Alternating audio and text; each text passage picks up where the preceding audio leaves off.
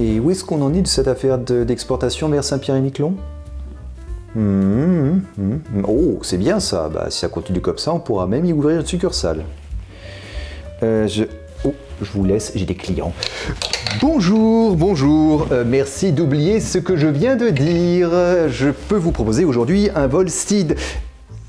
Un Volsteed cocktail. Ça vous va? Pour le réaliser, nous allons avoir besoin de plusieurs choses, à savoir du rye whisky, du Swedish punch, du jus d'orange fraîchement pressé, comme toujours, mais également de la crème de framboise et de l'anisette. Ce cocktail se fait au shaker. Mais avant de passer à la préparation, je vous propose une petite astuce. Commencez tout de suite par découper un zeste de orange. J'allais dire citron. Non, c'est pas un citron ça. Un zeste d'orange donc. Là. Vous allez voir, ça aura son importance.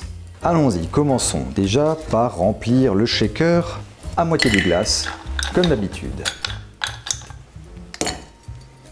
Et commençons la préparation. Nous avons besoin de 30 ml de rye whisky, suivi de 30 ml de Swedish punch. Puis on ajoute la plus petite mesure que nous avons, c'est-à-dire 15 ml de crème de framboise, voilà, et 15 ml de jus d'orange.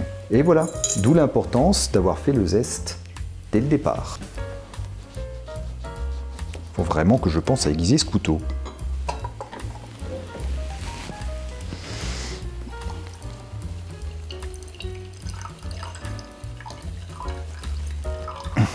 Nous disions donc 15 ml de jus d'orange. Et pour finir, un petit trait d'anisette. Voilà qui est fait. On ferme le tout et on secoue, enfin, on frappe le cocktail durant 10 à 15 secondes.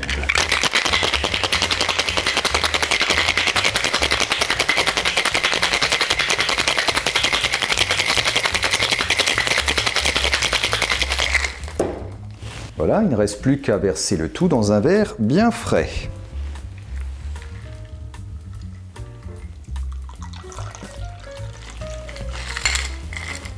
Et on ajoute, sans les essorer ni rien, le zeste d'orange comme touche finale. Et voilà, vous avez votre Volsteed cocktail.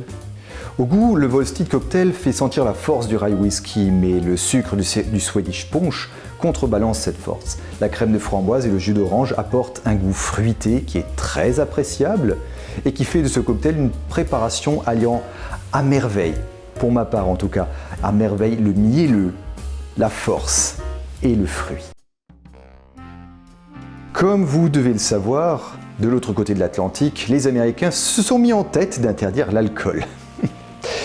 Ils ont voté le 18e amendement à leur constitution interdisant la vente, la possession et la fabrication de toute boisson alcoolisée. Et pour appliquer cette interdiction, une loi fut votée, présentée par le représentant Andrew Volsteed, à la moustache aussi impressionnante qu'impeccablement taillée.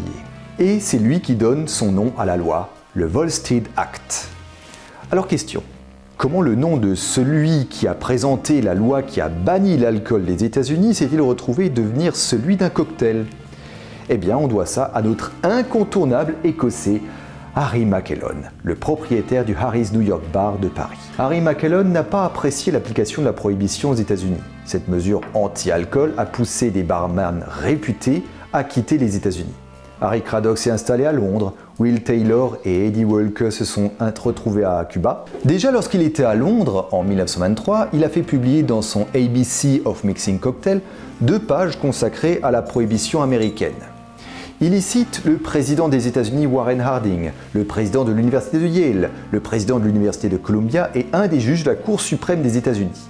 Tous déplorent le côté néfaste de cette loi que les Américains se font un plaisir de contourner par tous les moyens. Le problème étant que ce comportement entraînerait avec lui le non-respect des autres lois, faisant des États-Unis une nation d'hors-la-loi. Clairement, Harry Mackellan n'aime pas la prohibition et il le fait savoir. Le Harry's New York Bar est un hymne à l'Amérique d'avant la prohibition et ses clients, Pour une bonne part des Américains venant à Paris pour s'humidifier le gosier, y retrouvent une atmosphère de chez eux. Ce cocktail, le Volstead, comme d'autres créations de Macallan, est une manière de se moquer de la prohibition américaine et de son échec. D'ailleurs, Harry Craddock proposait lui aussi un Volstead cocktail, mais qui était lui à base de jus d'orange, de jus de citron et d'un vin aromatique maintenant introuvable, le Hercules.